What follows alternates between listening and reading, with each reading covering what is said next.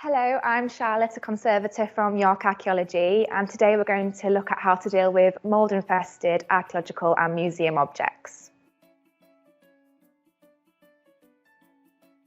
So the first steps to undertake if you have a mould outbreak: you must protect your staff, you must isolate the objects, identify and eliminate the cause, and deactivate the mould.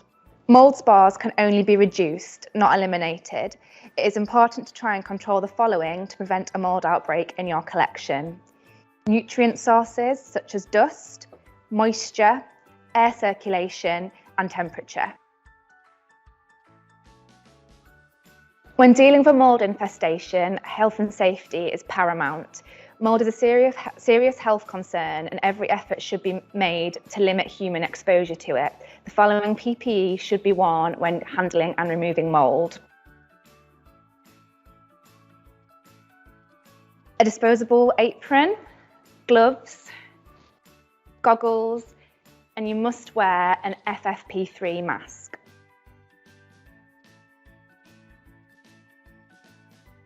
So I've now put on all the appropriate PPE. It's incredibly important that you have your mask on before you start opening the packaging of the mould-infested objects. So here we have the object that we're going to work on today. It's a fragment of pottery.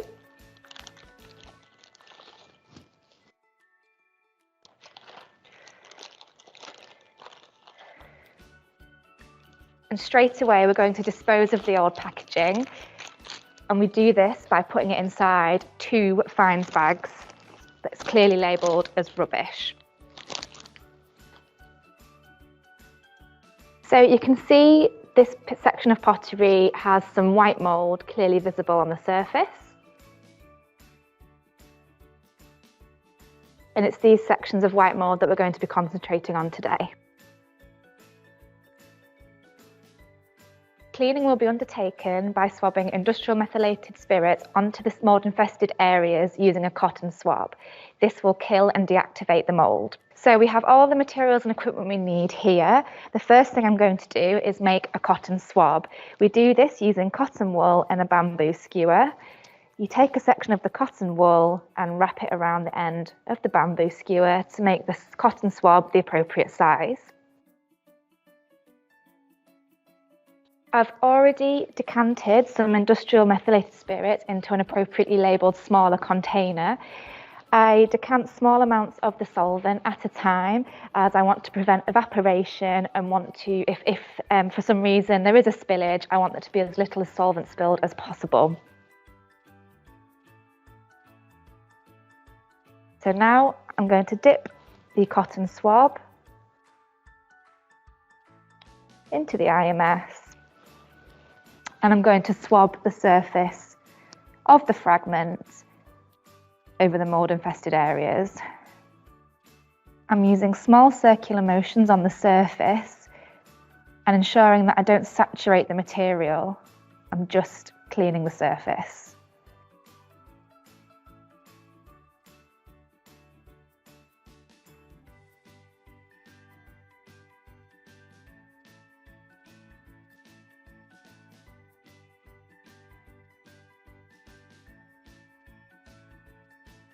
Once I've finished using this particular cotton swab, I will again dispose of it in the double fines bags that are appropriately labelled.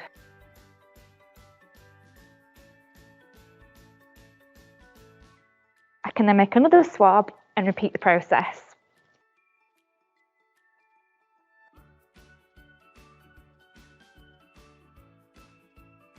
So IMS evaporates very quickly, so you can already see the surface I've just cleaned is pretty much dry.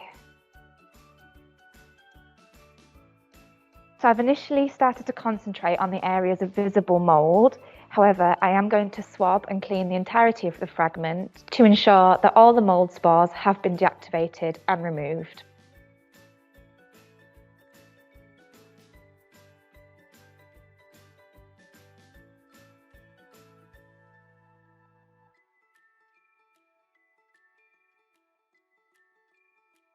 So this fragment of pottery has now been fully cleaned, and I've also cleaned the original context label that was in the bag. Now the fragment's dry, it's ready to be repackaged.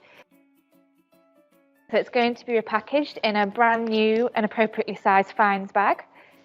I'm going to perforate the fines bag using a bamboo skewer to allow for airflow.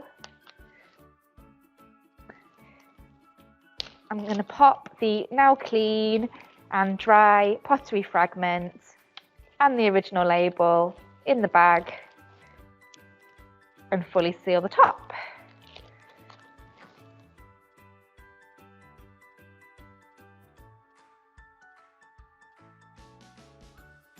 So in summary, as you can see, dealing with a mould infestation is a reasonably simple process. The most important thing to remember are the health and safety aspects. You must wear your FFP3 mask whenever you are dealing with mould contaminated objects to prevent you from inhaling the mould spores. You must wear your safety goggles, you must wear gloves, and you must wear your disposable vest. Contaminated packaging and materials must be disposed of in 2 layers of plastic bags. And even though you have been wearing gloves, I recommend that after you have undertaken this practical work, you thoroughly wash your hands with soap and water. If you're ever in doubt when dealing with mould contaminated material, please consult a professional conservator.